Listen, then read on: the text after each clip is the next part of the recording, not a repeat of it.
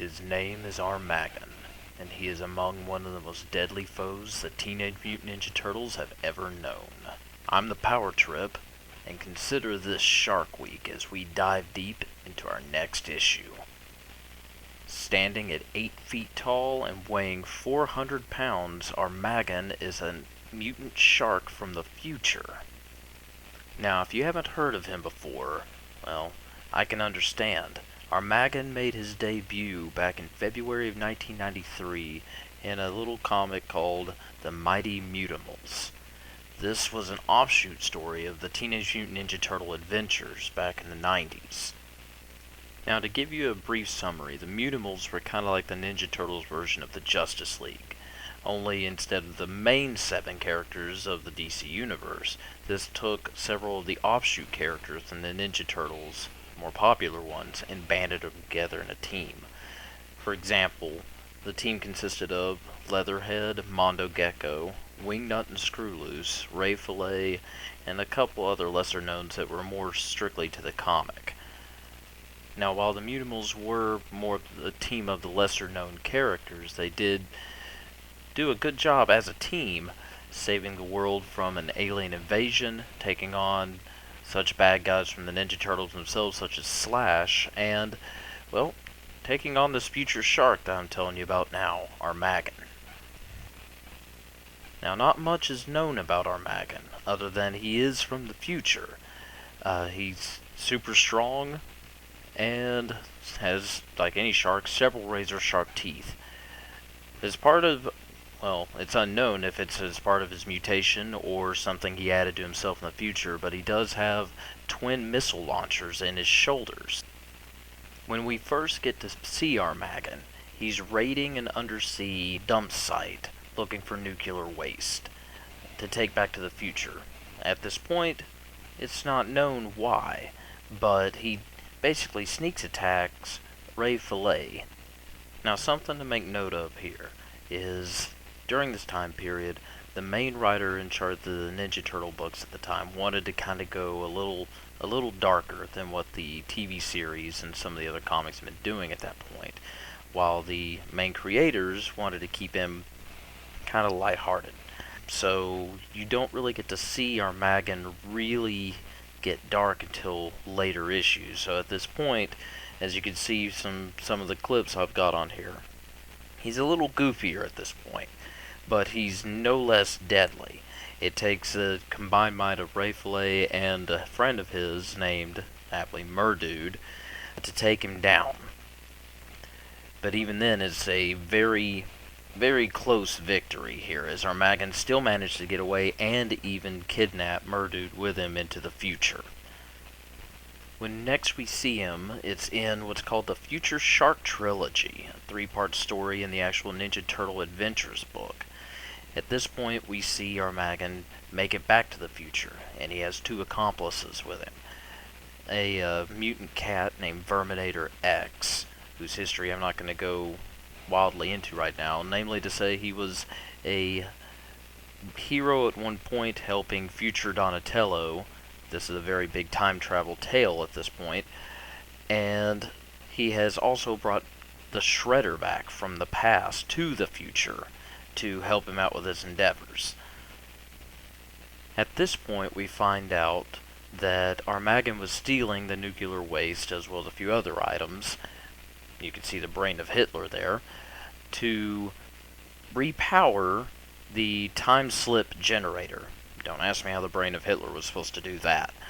But anyway, we find out more on his history, that he's actually stolen 2 time slip generators from future Donatello before, and has actually managed, with the help of Shredder and Verminator X, to kidnap 2 of the future turtles and cost Raphael his eye. At this point, what's left of the future turtles, Future Dawn and Raph, have actually went back in the past and brought the turtles of the past to the future to help them out, as well as Splinter and Raphael's girlfriend at the time, Ninjara.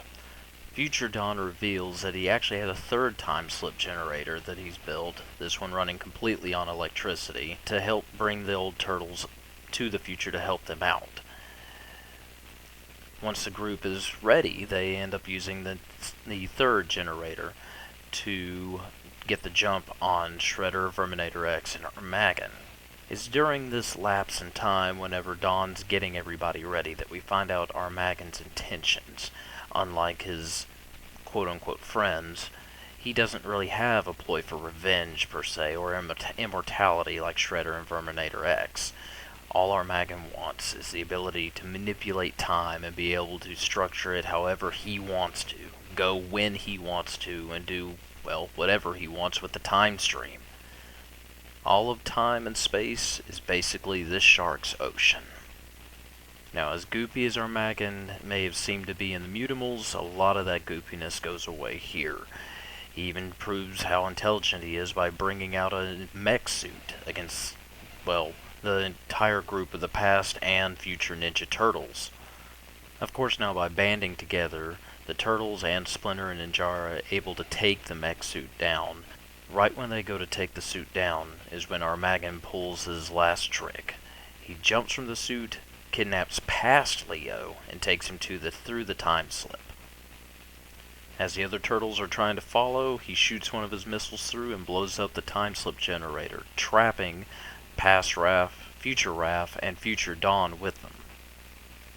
While the other Turtles are trying to battle the Shredder and Verminator X, while also trying to get the time slip generator working again to save their brothers, it's now down to 3, where it once took 6 Turtles to try and find a way to stop Armageddon and save past Leo. The 3 Turtles are then ambushed by Armageddon, who manages to take down future Dawn and past Raph. The battle doesn't go well, and it isn't until past Raph basically gets very brash and tries something last minute and knocks Armageddon off a very large waterfall, assuming to have killed him, that they're finally able to actually beat him and find Leo. What we find out later is Armageddon has definitely survived, but at this point he is trapped in an even farther distant future than what he was in originally, with no way out. Or at least, that's what it looks like. Jump ahead a little while longer, and we come across a miniseries called Murdude or Murdude Versus. It's a 3-parter, and it has cameos of Michelangelo, Mondo Gecko, and finally Ray Fillet. In this miniseries, we actually see that Armageddon has developed a gigantic satellite dish out of what was left of the technology in the distant future to call for help. A couple of not bright aliens land to help out to whoever left the distress signal and get jumped by Armageddon. He finds out they have limited time capabilities and uses that to his advantage. First sending back a probe that actually unleashed the Kraken to take on the Mutimals, or at least more specifically at this point, Murdude and Michelangelo. When that failed, he spent time developing a larger time slip again, this time bringing himself back to the past for revenge this time, instead of just manipulating things, this time blinded by rage. Now this time when Armageddon shows up, though, Ray Fillet is actually fighting Murdude. He's possessed by a parasite, which I'm assuming Archie Comics at the time had maybe some kind of interaction with DC or something, because this parasite resembles Lobo a great deal, even in speech and mannerisms. But either way, this parasite has managed to attach itself to Ray Fillet and is controlling him in fighting Murdude. Armageddon takes advantage of this, and when Murdude is down and out, proceeds to attack Ray Fillet, knocking out the parasite in the process. Now, he's pretty much got Ray on the ropes when Murdude attacks from behind and hits his time slip generator. Basically the one way they were going to stop him at this point, which malfunctions the time slip and sends him back into the future again. Now, not too long after this is when the Teenage Mutant Ninja Turtle Adventure comics ended, so this was the last time we really got to see Armageddon. I'd have loved to seen him in, oh, I would still love to see him in today's adventures from IDW. See what a more, maybe a darker version or more adult version of him would be like.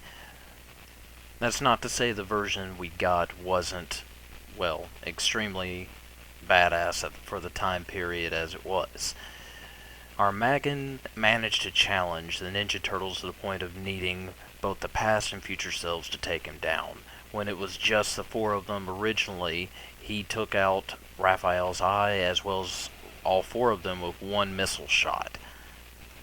He may not be the biggest mutant that they've ever faced, or the strongest, but this lethal shark is definitely one of the reasons why you never saw the Ninja Turtles go to the beach that often, I'm sure. Well, I'm afraid that concludes this episode of the next issue. I hope you enjoyed listening to our episode about the deadly shark Armageddon. If you enjoyed this video, and you want to actually read up on him, all you gotta do is collect his appearances, which there were only 6 of. That's Mighty Mutimals issue 7, the Teenage Mutant Ninja Turtle Adventures issues 42 through 44, and the Murdude miniseries, which went through 3 different titles, but it was issue 1, 2, and 3 of Murdude and Michelangelo, Murdude and Mondo Gecko, and Murdude and Ray Fillet. I'll see you next week for the next issue.